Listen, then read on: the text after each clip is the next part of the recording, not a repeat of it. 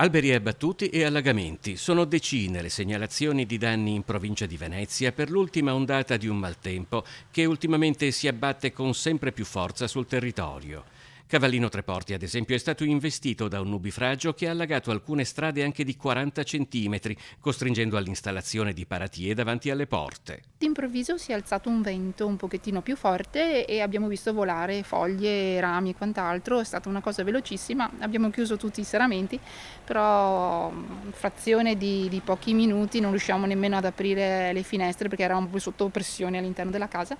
e abbiamo sentito dei rumori fortissimi e capito che era una tromba d'aria. È a Salzano, seppur in un'area limitata, che l'ultima ondata di maltempo ha colpito con più violenza, una forza tale da scoperchiare il tetto di un condominio in via Spinelli. Ma del quasi centinaio di chiamate che hanno tempestato i vigili del fuoco in provincia di Venezia, la maggior parte proveniva dal Lido, per la difficoltà dei tombini a scaricare l'acqua piovana. Dagli Alberoni, questa è via della Droma, a lungomare Marconi, quindi anche la cittadella del cinema, fino a via Malamocco, via Sandro Gallo e Città Giardino. Sembrava che le nuvole fossero anche abbastanza tranquille, la pioggia era irrisoria, in quel momento là a un certo punto si è sviluppata questa tromba d'aria che fortunatamente